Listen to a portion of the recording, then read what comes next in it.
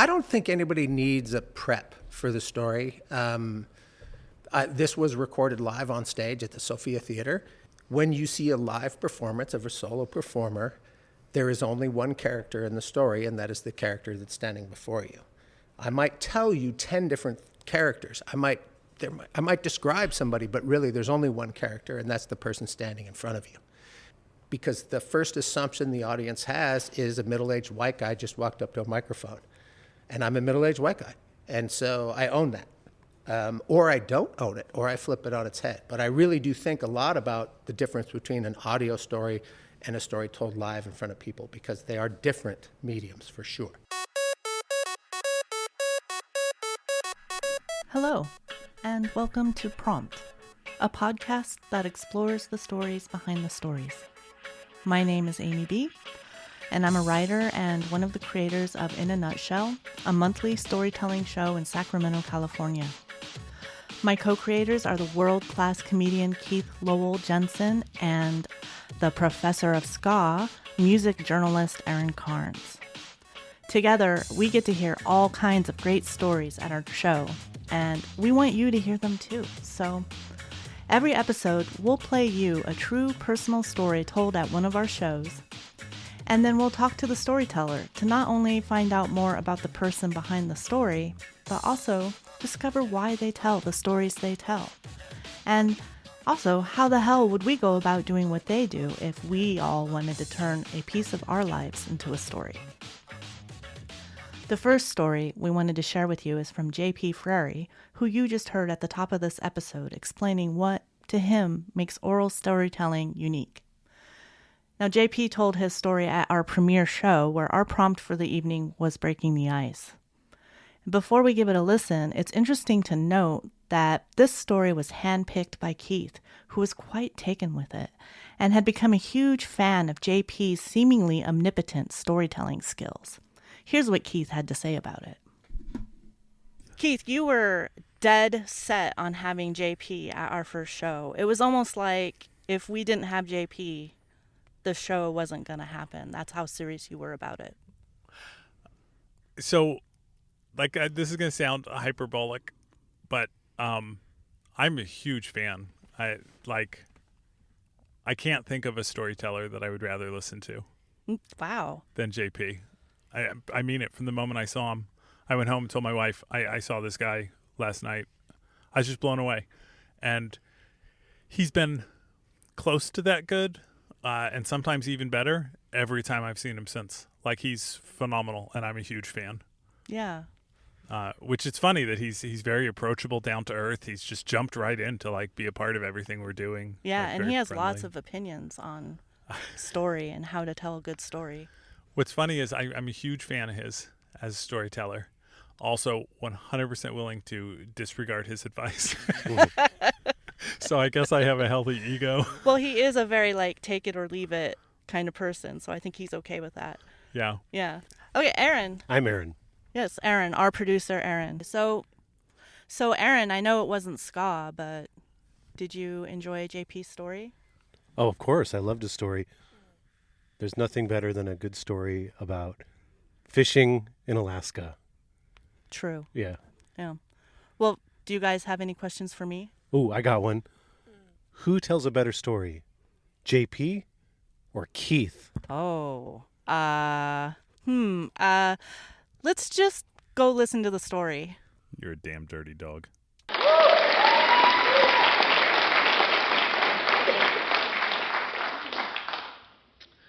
I turned 21 in the hold of a boat in the middle of the Bering Sea. I'd gone to Alaska to try to earn money for college.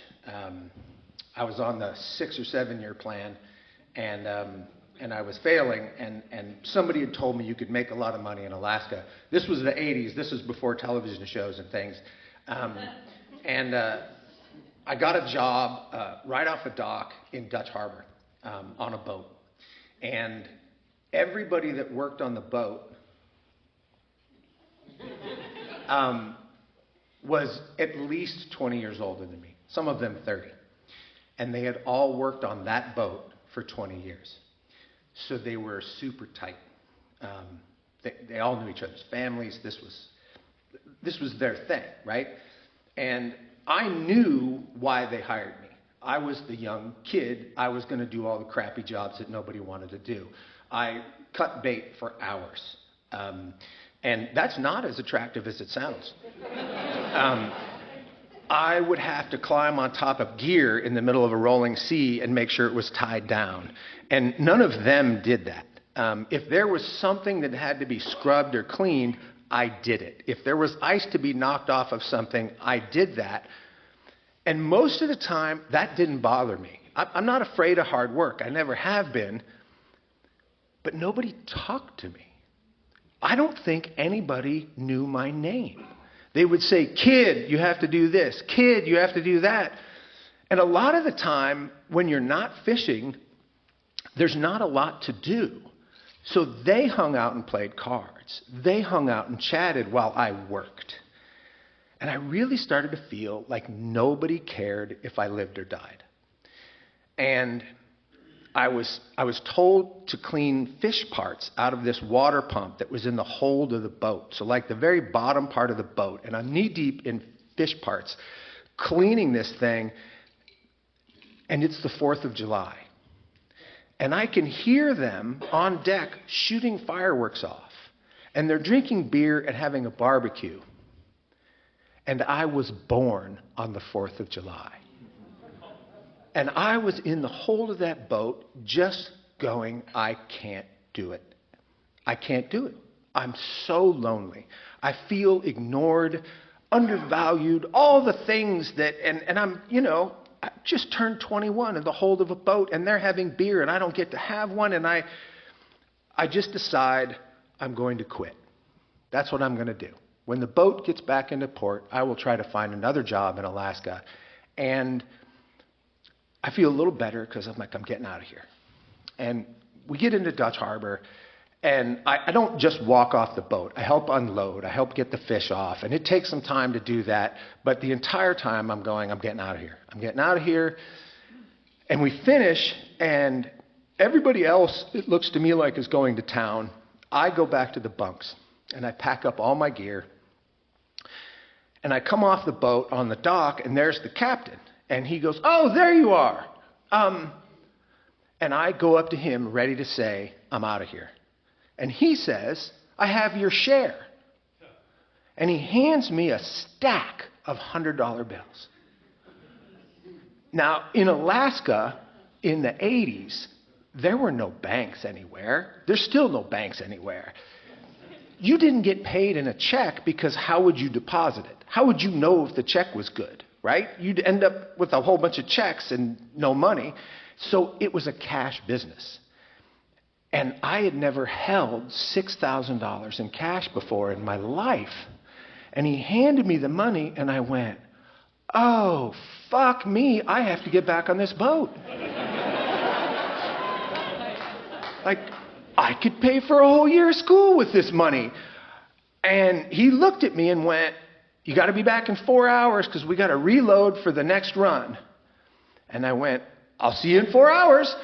And I went to town, and the first thing I did was find a laundromat. Because when you work on a fishing boat, you smell like a fishing boat. So I wanted clean clothes. And then I went to a store just to buy more underwear and more socks. Something my mom told me I should take more of.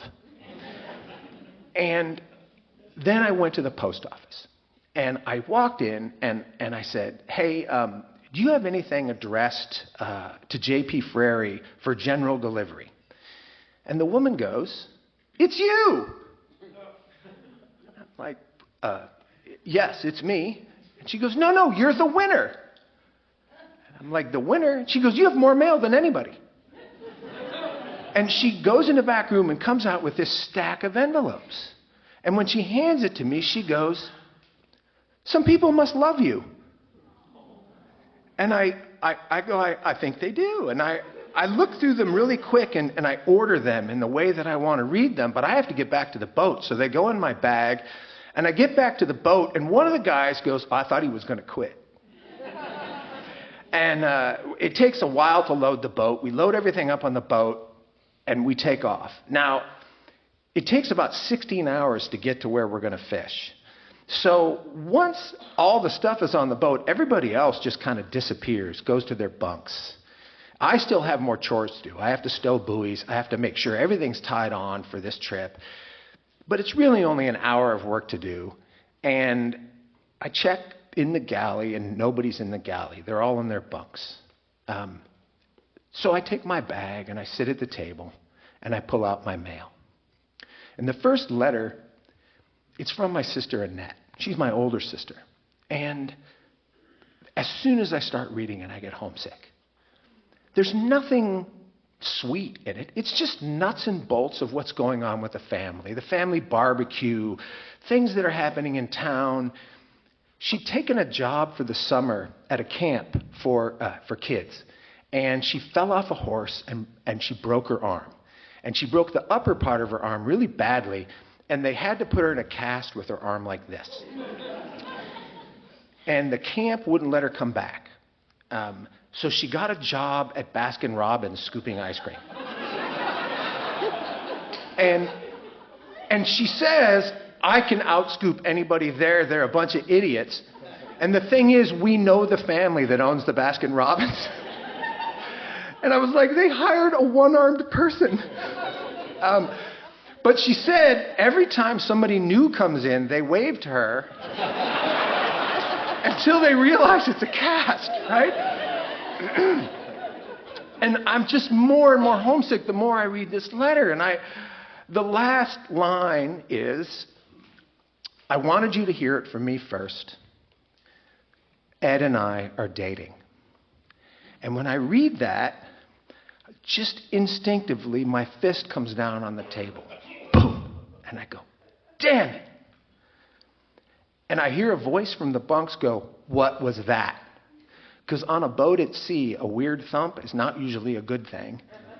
And I say, that was me. I got a letter from home, and my sister is dating my best friend. And he goes, oh my God, I would not let my sister date any of my friends. And I go, I know, right? I mean, I know every terrible thing that guy has done. I know every terrible thing she's done. And then another voice from the bunks goes, wait a minute, you got mail? And one by one, these 40 to 50-year-old crusty fishermen come out of the bunks and sit down at the table.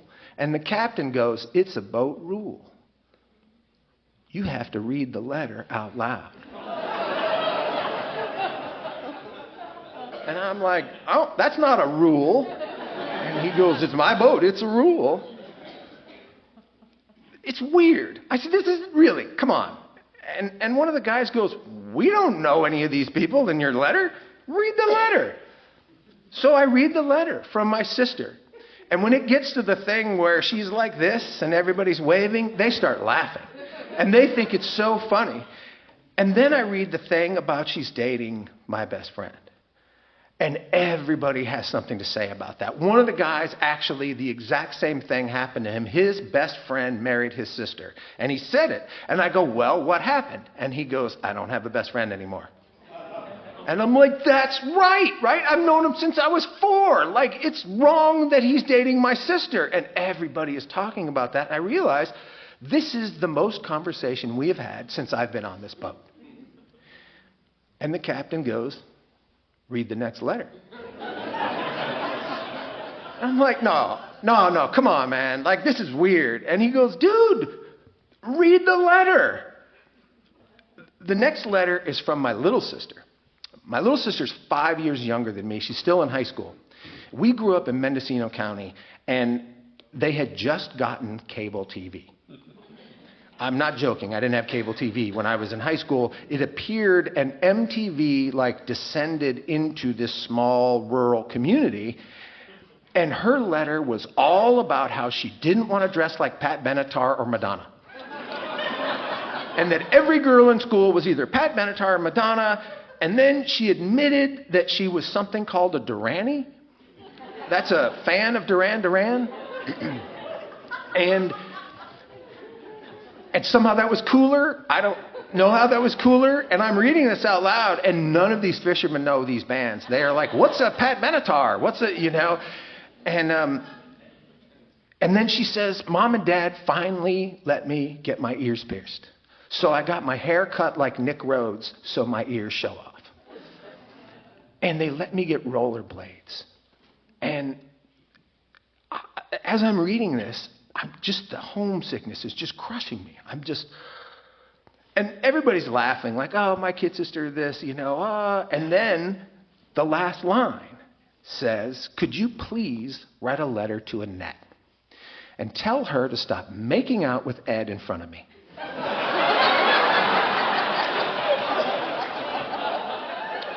And the fishermen are like, oh my God, and they all talk about their kid sister, their kid brother, and how they're always looking out for him. And I feel connected, and I just opened the next letter. I'm like, well, the next letter is from my friend Brian. And the second I start reading it, I realize this might be a mistake, because Brian, I know, is gay, but he is not out. This is the early 80s. This is the early 80s in a rural community, and being out is not a thing you can be there. But he is desperately trying to come out of the closet. And I know this because I left and I moved to San Francisco. And he stayed and went to the local junior college. And his letter is all these not so veiled hints about, I'm coming to San Francisco in the fall. I'm going to enroll in San Francisco State because I need to find a community of people that understand me, that will let me be who I want to be. And as I'm reading this, my first thought is, these rednecks from Alaska aren't going to get the subtext. They're not going to get this, right? And then I'm like, uh-oh. If these rednecks from Alaska get the subtext, some homophobic, like gay bashing stuff is going to come out of them. And I look up, and that is not the case. They are all rooting for him. The captain says, oh man, I've got an uncle who's had a partner for 10 years, and he still doesn't get to come to family holiday dinners because there's so many weird conservative people in my family. And another guy goes, I have a cousin, and we all know she's a lesbian because she's got this weird mullet. But she's not out. Like, we want her to come out so we can, accept this thing, and she's not out, and you can't just push somebody out. And I realized that they were rooting for my friend. It wasn't in their wheelhouse to be open in the world as an ally. We didn't even use the word ally back then. They didn't have the tools for that. But they knew how messed up this culture was. They knew it. Read the next letter. The next letter is from our really close family friend, Linda. And Linda, her husband had died earlier in the year. And it was sudden. They were in their early 40s. He had a heart attack while playing tennis. And they were tight. They didn't have kids. They were just this tight couple that we loved. They come to all our family things. And when he died, you could see this sadness descend on her. And her letter, it was sad, but it was not sad on purpose. She wished me happy birthday. And I said that, and they all said, when was your birthday? And I said, yesterday. And the captain went, oh, you were born on the 4th of July, and we made you clean fish guts. I'm sorry about that. And I was like, no, you're not. And everybody laughed. And I keep reading her letter, and she goes, and they have this elaborate garden. And he terraced the whole backyard so they could have vegetables down low and then flowers here. And he ringed the top of their yard that everybody in town could see with sunflowers that grew high and naked ladies that grew low, those pink perennials that come up. And it's such a beautiful thing. But she says in her letter, she doesn't want to do it anymore. She doesn't want to garden by herself. And that she doesn't really know who she is without him. And I choke up when I read this. And when I look up, there are tears in everybody's eyes. And the captain says, when my dad died, my mom just was so depressed for so long. She kept saying she didn't know who she was without him. And the first mate said, when I was 17, my twin brother was killed in a car accident. And it was like I lost my right arm. Who are you without your right arm? And I didn't know what to say. And nobody knew what to say. Everybody was just looking at the table. So I picked up another letter. This one was from my mom. And right from the jump, it is just her complaining about the deer that eat her plants. What am I going to do? It doesn't matter what I do. I put chicken wire up. Apparently, deer don't care about chicken wire. And I have deer-resistant plants, and they just eat them right down to the ground. And I saw this National Geographic program where wolf urine will repel deers. So I called the zoo, and I asked for a bottle of wolf urine. And apparently, they don't bottle it. And all the fishermen are laughing, and she goes on. She goes, I read a thing in one of the Foxfire books that if you wrap tinsel and human hair around your plants, the deer won't eat them. So it's like a hillbilly Christmas tree. I'm thinking of going out and just peeing around the plants by myself, because how does a deer know what a wolf is? There's no wolves here. And people are laughing so hard, they're crying. Oh, your mom's a riot, your mom's a riot. And I get to the last line, and the last line says, I'm sure you know by now that Ed and Annette are dating.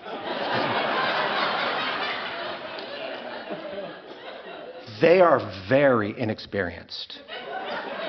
One of them is going to get pregnant. Expect a December wedding. The wedding was in February. Everybody is laughing. And everybody is talking about their moms and their crazy aunt. And this thing is happening where I feel connected to people. And I look down, I have 2 letters left. One of them is from my dad. And my dad and I feel like my dad is a man of few useful words. And so I just put my hand on the letter and slip it under my bag without anybody seeing. And the other letter there, it's from my ex-girlfriend. We'd broken up about 5 months before I went to Alaska. And it was a tough breakup on me. She broke up with me. First time I've ever been dumped. And I got to say this, it's necessary to develop as a human to be dumped, but man, does it hurt. Mm-hmm. And the night before I got on a plane to go to Alaska, she showed up at my door. And she said, I just wanted to wish you well and say goodbye. I know you're going far away. And she spent the night. And we had that kind of sex that you can only have with somebody you want. And you need, and it's tender, and it's also erotic, and it's also like you're almost crying. And that whole flight to Alaska, I was like, what does this mean? What does this mean? Like, was this just nostalgia for her?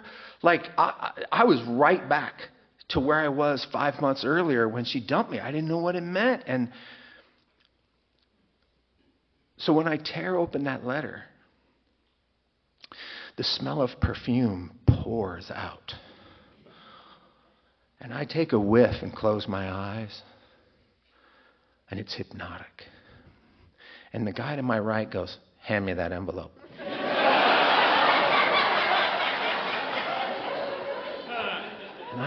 I hand it to him.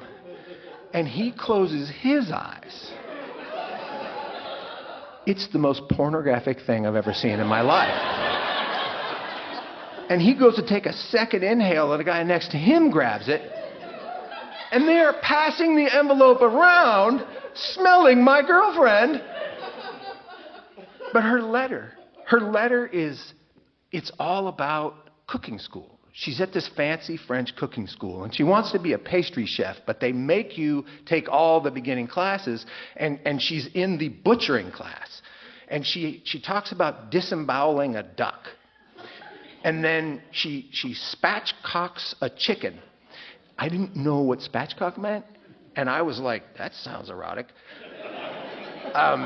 And then she's talking about how they have to save the pig blood when they butcher the pig because they're going to make sausage later, and they're also saving the casings of the intestine to make the sausage, and it's really detailed, and a guy goes, you have to stop reading that. And I turn and look, and almost everybody is just green.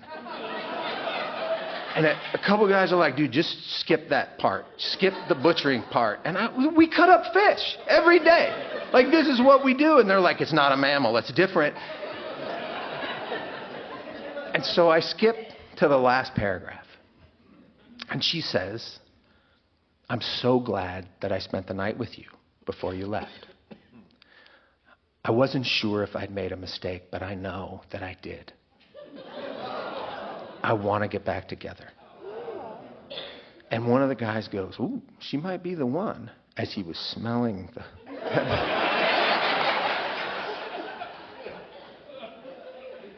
And I go, well, that's it. That's the last of my letters. And the first mate goes, no, dude. I saw you hide a letter. And I was like, well, it's from my dad, man. And my dad and I don't see eye to eye on anything. Like it's complicated, and I want to keep that for myself. And the captain goes, kid, we know everything about you now. Like, read the letter. So I pull it out. It is the thickest of all. And I'm like, what could possibly be in here? And I tear it open and pull it out. And it is not a letter. It is a piece of poster paper all folded up. And when I unfold it, it is all stick figure drawings that my dad has drawn of what is going on for the summer. There's a barbecue scene. There's something else. There's my little sister, because she has red hair, so it's the only color on the whole page is the red hair. And it's swoopy like this, and there's these giant hoop earrings. And she's on rollerblades. And there's a thought bubble over her head that says, gross! And there's an arrow pointing to my other sister, a stick figure with a cast on, and next to her is a stick figure with big lips trying to kiss her. There is another stick figure drawing of what I know is our friend Linda, because Linda has Marge Simpson hair. So it is a stick figure with hair like that, but she's standing in a circle of sunflowers. And all the sunflowers are smiling, but Linda is not smiling. Next to her is my mother, with her cat-eye glasses, her cigarette in her hand, and a deer chasing her.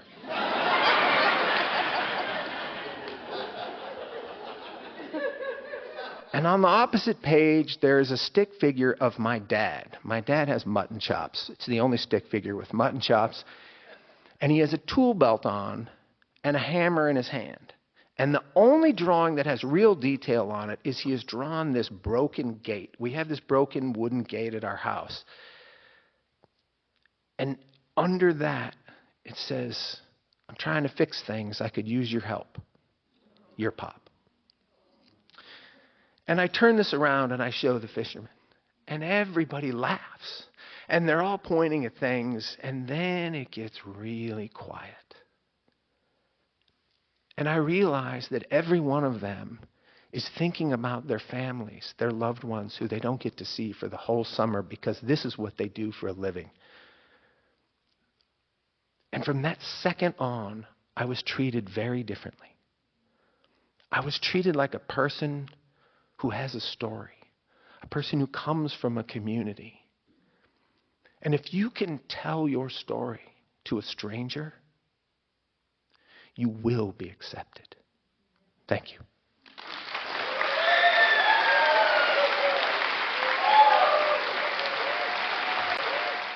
I want to ask something really fast. Okay.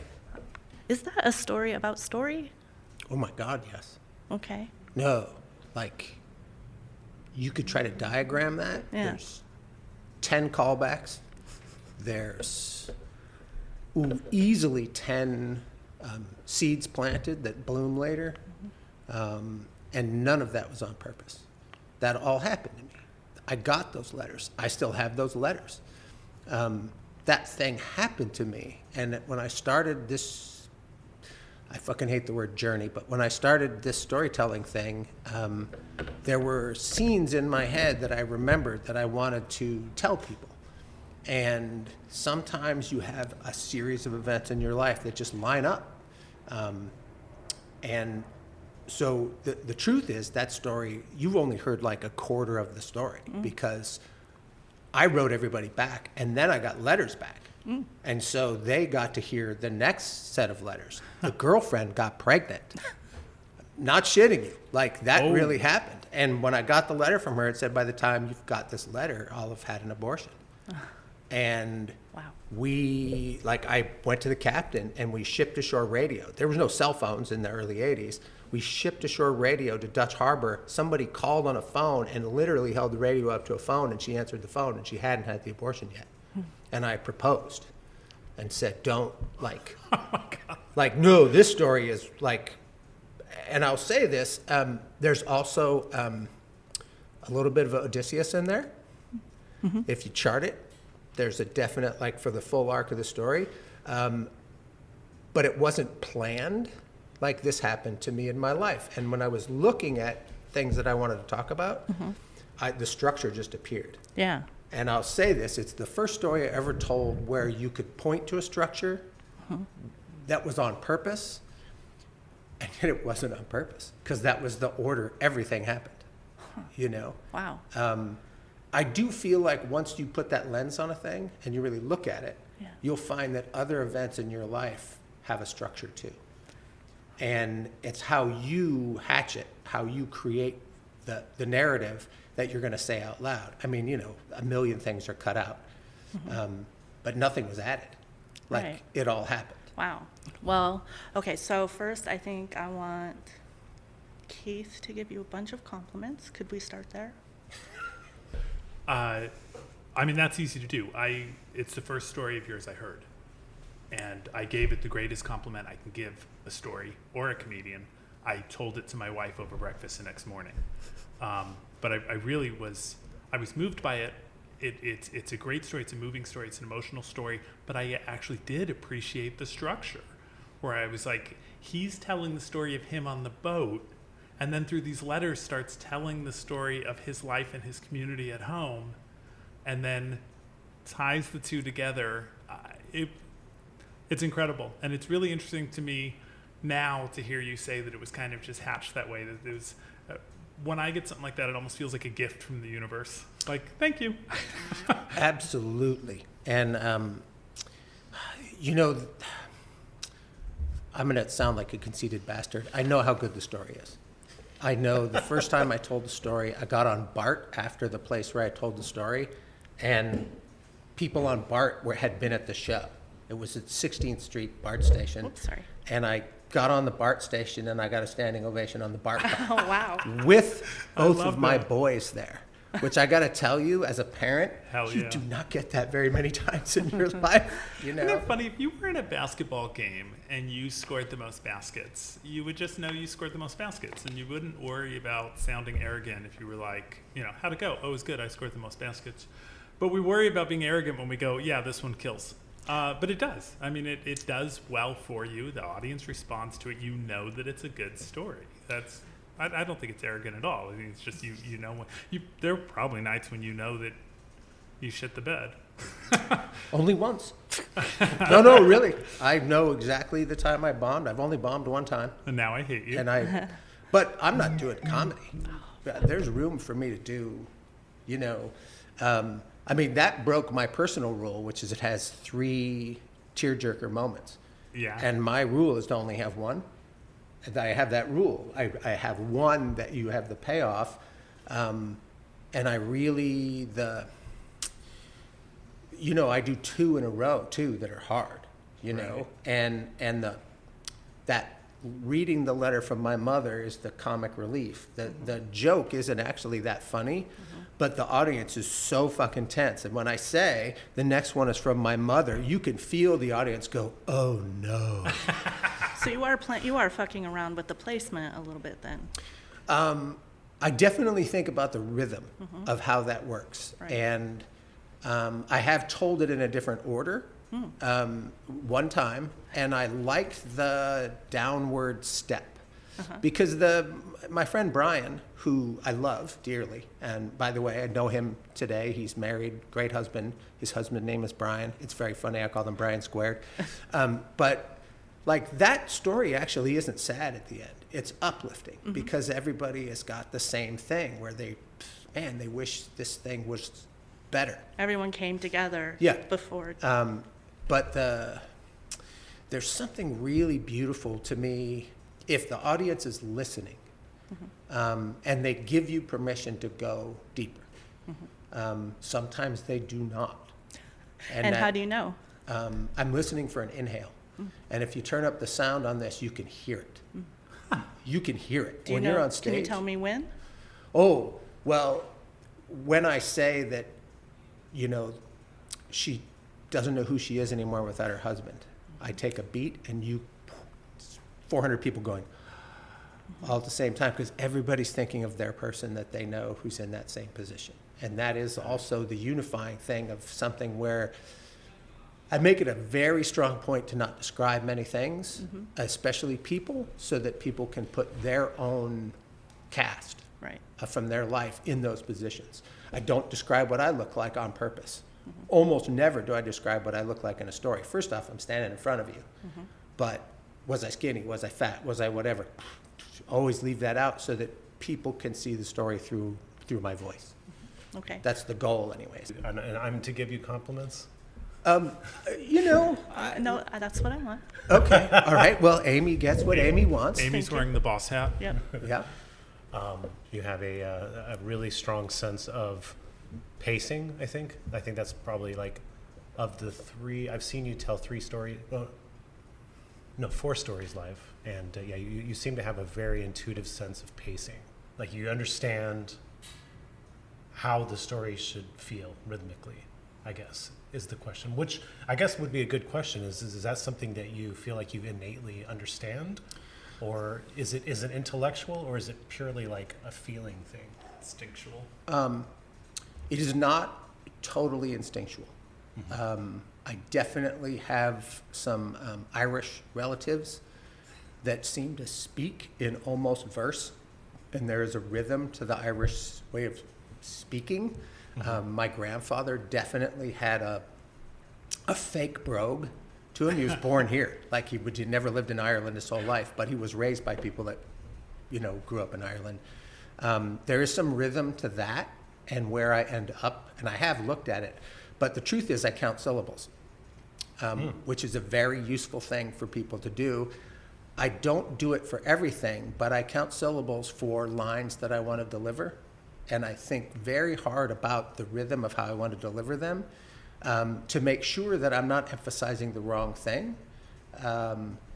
And there might be, in that story, there's, I think, 7 lines that I have written out.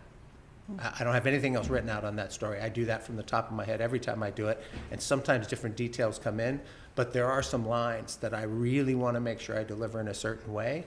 I have stolen the syllabic rhythm from a Wallace Stevens poem, 13 Ways of Looking at a Blackbird. If you ever read that poem and then you listen to my story again, you might find them. Wow. One person in an audience, I was telling a different story, and they said, "Did you send Wallace Stevens a check?"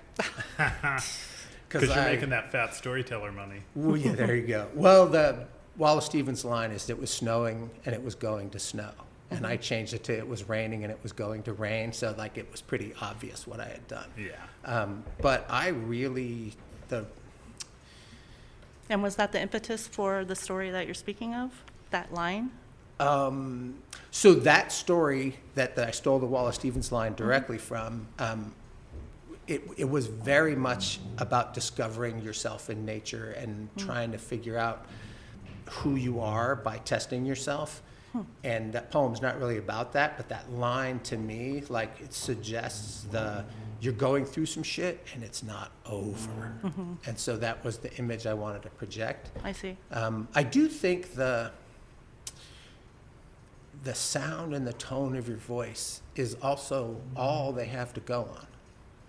Totally. And so, you know, if you can get people into your rhythm, then they get a sense of what is next, and you're telegraphing some things, like Yeah. here it's going to come, here it's going to come. Pay attention to that word. Okay, now pay attention to that word. Repeating it's the last line in the letter. Repeating that is a great thing to, like, go, here's the nut, here it comes, you know. Oh yeah, it's the same nut. Oh, it's the same nut. And I get to repeat that thing a couple of times. And that's really, man, I don't know how long that story is talking. That's a long time to ask people to remember a detail from the beginning. Yeah. So having the chance to repeat it a little bit and have the repetition be in a rhythm, because we remember rhythms and melody better than we do actual words. So it's kind of centering them too. It's kind of stabilizing them. Hopefully. I mean, if it's Hopefully. working correctly. Yeah. Yeah. Hey everybody, this is Aaron. Thanks for listening to Prompt. But don't go anywhere. Because you're a paid subscriber, you get to hear the entire interview. Yay! We appreciate your support. We're just three friends who love stories, and we know you do too. And now, let's get back to the rest of the interview. Quick follow-up question. Where did you get the idea to count syllables as a storyteller? Where did you think to yourself, as I tell stories, I'm going to start counting syllables? So in 4th grade, the nun at my Catholic school said we're going to learn a new type of Japanese poetry called haiku. And I was going to school in a town called Ukiah, which is the word haiku fucking spelled backwards. I shit you not. And we're looking at this, and a kid goes, well, that's just Ukiah spelled backwards. This isn't Japanese. This is some bullshit. Why are you trying to put us on, nun? But that counting of syllables, when you write something down, it definitely started right then and there. Like paying attention to that. And then, God, rhythm is so attractive. And it helps a lot with memorization. Because I don't word for word memorize stories, but I word for word memorize certain lines where I really want to make sure this bit of information gets across. So I tend to memorize them almost musically. And that way, when they come out, I can deliver them that way. I add back in likes and ums and stuff on purpose. The first time I do a story, they are non-existent. They aren't. That's weird. Really? Oh, That's also, so interesting to me. it's very helpful sometimes for the audience to just get a break. And so I might pause for no reason, but I'm trying to reorganize my thoughts, and I think the audience needs it too. They need the likes and the uhs and the... They're conversational glue. Totally. And so there are times when I make sure they aren't in there at all. And I'm very, very careful with enunciation. But that's not how people talk. Right. And I hope So you're kind of straddling a line. that it comes across like we're just having a conversation. That's what I'm hoping. But it is an elevated if it is a conversation, it's elevated But that because there's a performance involved. So, I mean, it's not a straight... It is theater. Right. And I am embracing that it's theater. Exactly. I didn't used to embrace it as theater at all. And what does that mean? What did you do? I really tried to make it feel like a conversation. Like I really, in fact, Can you give us an sometimes example? I would pick a single person to tell the story to in the front row, Oh, my goodness. and they would get very uncomfortable, like very uncomfortable. After a show once, a woman came up to me and goes, "My friend is freaked out that you're like a stalker or Yeah, something." the cruise story to Yeah. one person. Oh yeah. the cruise story for you listening at home is very sexy. Do you know how many times you had told the story before the night at the Sofia? I have told that story 4 times. So that was the 5th time? That was the 5th time. The first time I told it was at a show called Beyond Borders, which was all travel stories. It was started by some people that were all served in the Peace Corps, and so they like to hear stories about people going to different places and whatever. And I told it at a rich lady's birthday party for more money than I've ever been paid to tell a story. And it was a great show. Like this rich Marin lady. And did the syllables change for the rich lady? She got extra syllables. Yeah.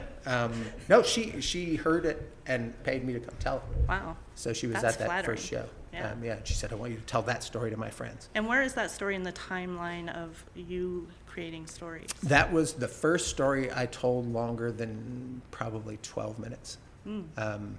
And I had told a single part of it at a moth. Which just part? a story slam. The letter from the girlfriend. Okay. And I told that, and then the second letter that I sent her a letter, and I basically went, this is what I wrote back to her. And it didn't work by itself, Yeah. but I knew the grand thing would work. And also, God, it's great to have a thing where you can actually go, oh, well, I was putting this idea in your head that I was going to hatch and whatever, but to not actually create that it just existed in the world. But it's a good habit to like find a thing. If there's a story that you like that does that, learn it, do it, because imitation is how we learn. So copy it, and then do your own. Are you saying a story that leaves stuff unsaid? Is that what you're saying? Or did I miss? I love those. I know. Those are my absolute Yeah, favorites. uh-huh. Like And absolute I'm waiting. favorite, like absolutely beyond. I think more what I mean is that you have something that you don't have to create the structure, but you're trying to learn how to create structure. I see. So find a thing that already has a scaffold in it, and take the nouns out and put your own nouns in. Yeah. Put your own verbs in, but leave the structure in place. Yeah. And make some shit up too. Like you're not trying to tell the truth. You're just trying to learn the process. Right. There's a couple of moth stories that I've loved over the years where I have definitely gone, oh, that guy talked about the most boring job in the world, but the structure worked. Yeah. And I hate structure, and also You hate structure? Man, the best experience for me is the very first time I riff something where I have no structure in mind, and there might be one that I don't see, or I might later through editing go, oh my God, you have to push it into this form because that's going to reach the most people. But as a storyteller, the very first time I do it, where I'm just standing in front of a microphone talking, Yeah. oh, it's electric sugar. It is just fucking, it's cotton candy. It's, So you're getting high from it. oh my God, yes. And does it feel risky? It used to feel very risky, and now it feels like discovery. And You've how got more I confidence now because you've done it so many times. there's a few things I know, like I don't feel like an idiot standing there. Like I'm just like, oh, people will listen to you. Yeah, and it probably takes doing it 10 times before you realize, oh, they're your prisoner. They're sitting in an audience. They can't go anywhere. You get to talk. And, even if you're terrible, where are they going to go? Are they going to get up and walk out? Because then they're the center of attention, and nobody wants to be the center of attention. I know in comedy shows they get up and walk out. Not mine. There you go. Why did you look at me when you said that? I can't help but wonder if you were ever in a position where you were like on tour, if you would fall in love with that later part of the storytelling. Because my experience is the first time I tell it, I get that same high you get. I love it. But then when I have to repeat it 20 times because I'm in a new city every night, after the 5th or 6th time, I start falling in love with tweaking it, making little changes, moving things around. That process, but it wasn't until I was repeating jokes or stories so many times that I really fell in love with that process and saw the creativity of that process compared to just write, perform, write, perform, write, perform. The rewriting, the editing. It's beautiful. I hope that I can get to that place. Well, where let's put you on tour. Sure, okay. All right, we leave tomorrow. Yeah, I do think about that quite a bit, and I do think about what is the next level of this thing. Is there a next level? Is this just it? Is this all there is? This might be all there is. And Are you bored? I'm bored with the moth. Okay. And I love it. It's where I started, but that it has a form, and that 5-minute form, the Grand Slam that I was in, last week, I had to really chisel something down to fit it in there, and I made it very good. Yeah. It was intense. It did exactly what I wanted it to do, and it was very risky. I talked about trans rights and gay rights, and it was actually about my friend Brian, who's in that story. It's the precursor to that. He and I looking at porn when we're kids, and I realized, like, because of he reaches out to touch me, he's gay and I'm not, and Yeah. and I talked about something serious, and I did it in 5 minutes. But that story in 20 minutes is fucking powerful. I Yeah. bet. And the 5-minute one is the scene, is here's the kernel, Yeah. and I can't really go into how, like, what it means in the end. And although some things are great 5 minutes, and so I am trying to embrace the nature of show business, the nature of theater. I don't come from that. I'm a woodworker. I'm a guy who just, this isn't what I do. I guess you don't really edit wood very much. I mean, you can Or that's all you That's do. all I do. Yeah. just non-stop. Yeah. It starts out as a tree. I don't know if you knew that. Yeah. But I mean, there's a finite, there's a Yeah. finite So ending. with Measure one, Yeah. well, measure twice, cut once. I'm making a dining room table right now Yeah. that I'm trying to have tell a story for sure. And What does that mean? Oh wait, I think I kind of know because I heard one of your stories about like table legs. It just, like it's a George Nakashima inspired thing this woman likes, but no one will know it's George Nakashima. He had a lot of natural edges and things, and I've removed all those, but brought back some of the parts. And I have a concept, and that is heavy editing on paper, but then when I'm actually making it, it's a riff. That seems very similar to how you deal with stories. I mean, Yeah, I get paid for one way better. that's true. Well, that's actually one of my questions that I in advance wanted to ask you. I'm very interested in, I'm a stand-up comedian, Amy's a writer, Aaron's a journalist, and we're coming into storytelling. And you are a woodworker. And I want to know about the confidence and anything else relevant that is affected by that experience of having an art form that you're already successful at, both artistically and even financially and like out in the world. It is very helpful to have put things out in the world that everybody else gets to judge, to already have that experience under the belt. If people don't like my stuff, I don't get paid.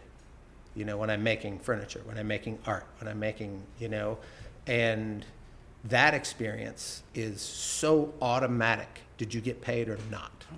And I have had shows where I'm standing next to the work I created, but everybody walking around doesn't know I'm the guy that made it. And you get to hear the absolute most honest thing. The legs are fat, whatever it is they're going to say. Or they're like, holy shit, I love that. And you hear, and oh man, 14-year-old girls are the worst critic in the world. They would just, but if they take a selfie with your thing in it, you're like, oh, I won. I totally won. So I do have that experience of doing a creative thing, putting it out in the world, and then getting judged. But I work alone in a shop, making things all day. And that public experience has nothing to do with the making. It's already done. It's done. Right. Whereas the on-stage thing, it's not done. It's not even done when you're done telling the story. If you did it Interesting. right, somebody comes up to you at a podcast and says, the highest compliment I can give you is that I retold your story to my wife. And it's still not done because we're talking about this story now. And I know this thing is still morphing in me. And the final version that I tell of this story, it may be very different.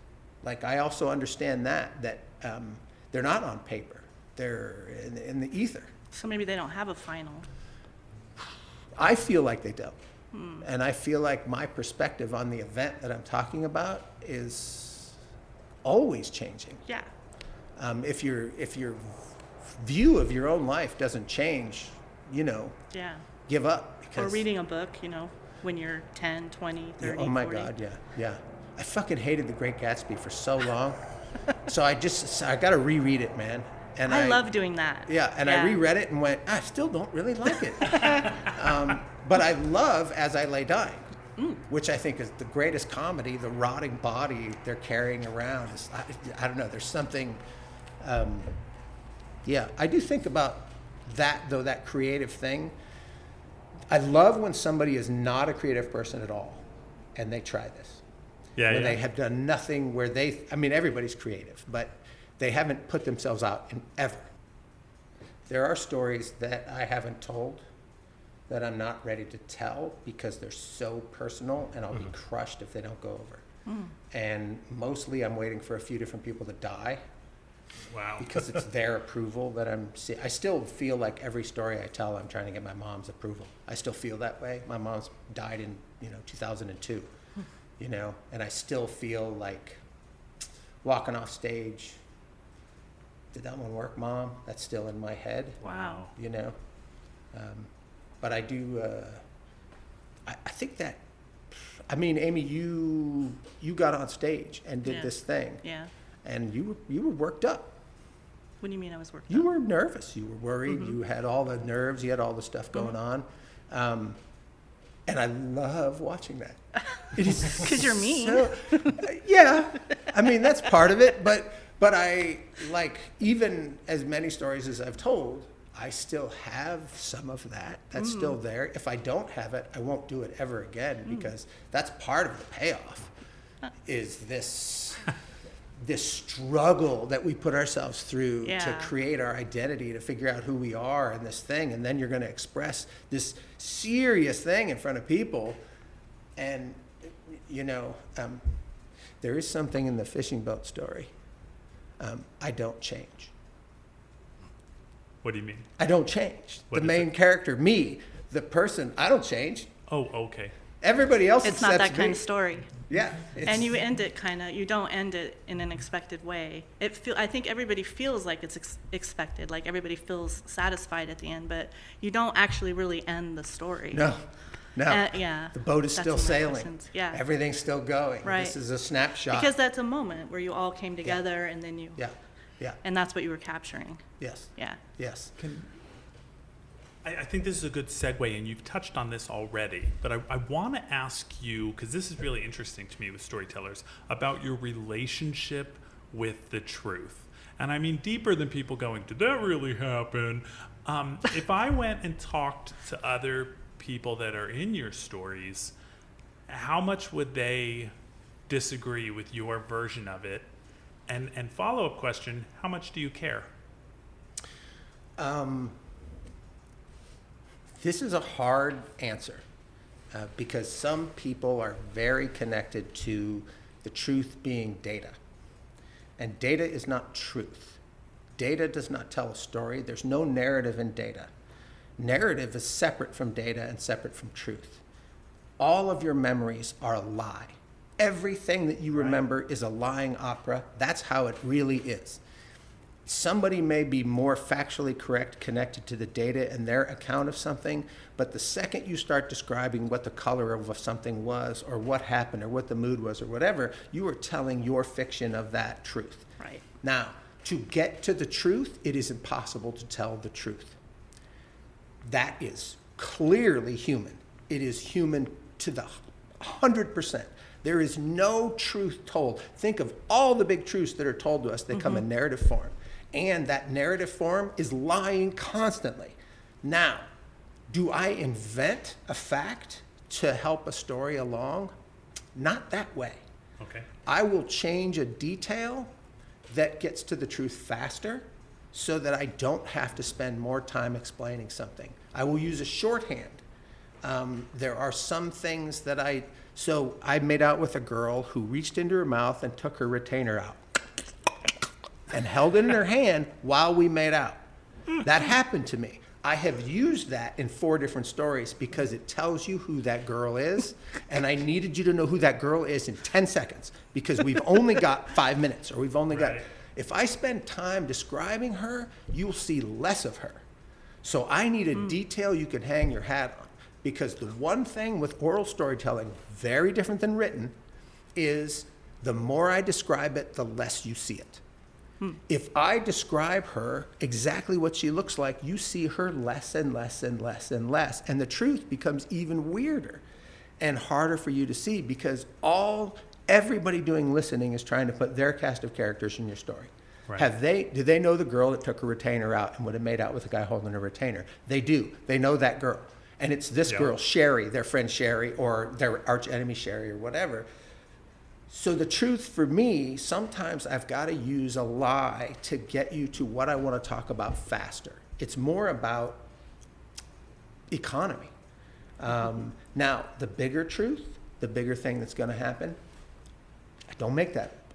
I don't change anything to get to that detail. I change names. I do it, and sometimes I fuck up in the middle and forget the made-up name, and then I'm like, oh no! So like that's a thing, and that's a lovely thing in written. You can do search and replace. Yeah, and when you're live, if you mix a name up, you will see it in the audience. They'll be like, who's Timmy? I've done it.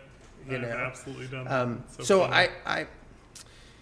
there's a storyteller who I love, Abdul Kenyatta, and I told this story, and it was put online, and my older son's mother, my ex, commented a comment, and he went after her because her comment was a little negative.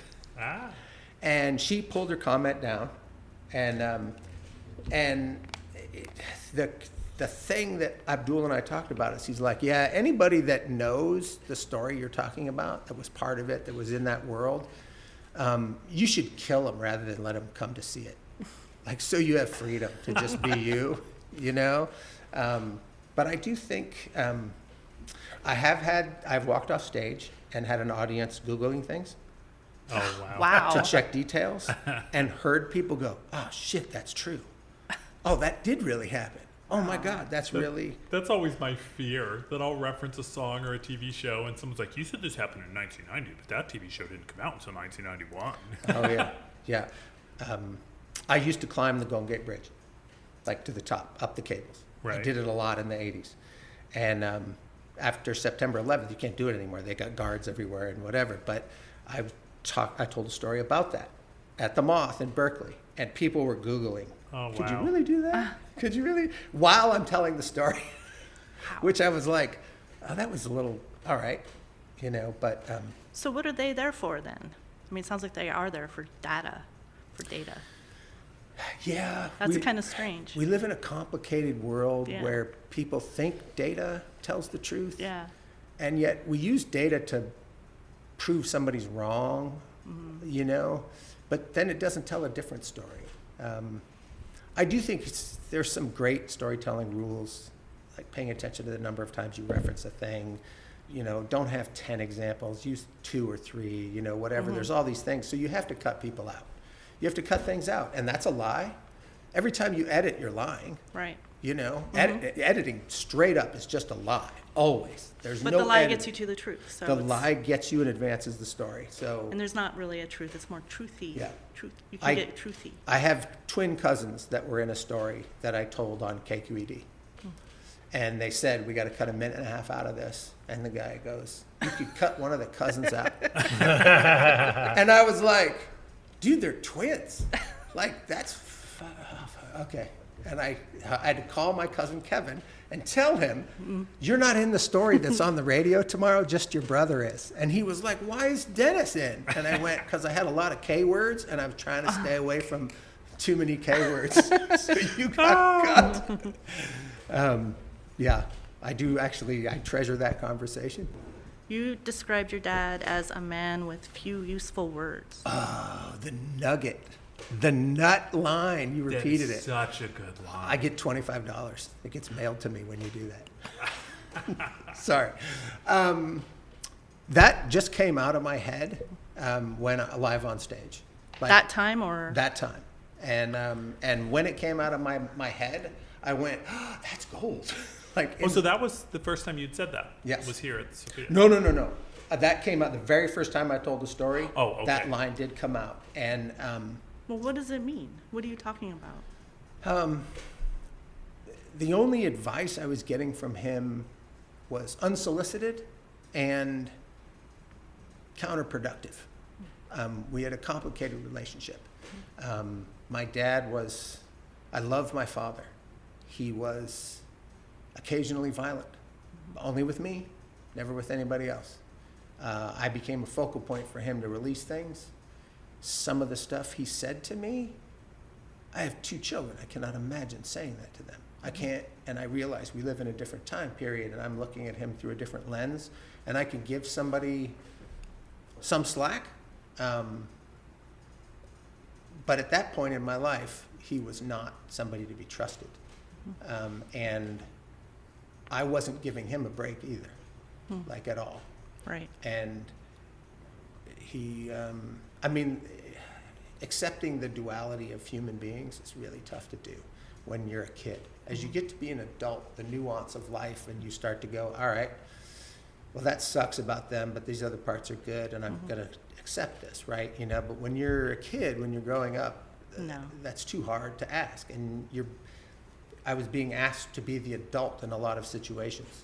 And I know my older sister will be like, that's not true. And my younger sister will be like, times 10, because of the different view of what it's like. Yeah. So that I wanted to describe my father without saying he was violent, without saying anything negative other than that, was to just have a very succinct thing saying we weren't communicating. But it's a vicious enough way to say it that I'm not 100% surprised to hear that there was a very tough relationship behind that.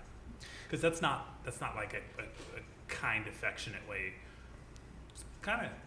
And hopefully the redemption that he gets at the end shows that we're not one thing. We're all different things. And was he an artist? I think he probably should have been. Yeah. To be honest. Because he spoke in pictures to you. Yes. My dad painted for about 8 years and put his paintings in the Mendocino County Fair every year and got honorable mention after honorable mention. And then finally he won one, and he stopped painting the second he won, which is interesting. A freak show, right? We're like, I won first place at the fair. I'm done painting. Interesting. Why take a chance of stepping down again the next year and getting an honorable mention? I always think that's the best time to quit things. Right. No, for real. Yeah. Step out on That's top. when you move. You move forward. His sense of the visual part too, definitely when he would describe a thing, I realize now, like, if he'd have gone in that direction, he probably would have been a more fulfilled person. Right. Maybe not though. Hitler used to paint. Yeah. All right. That seems like a good note to end on. Thank you, JP. All right. Thank you, JP.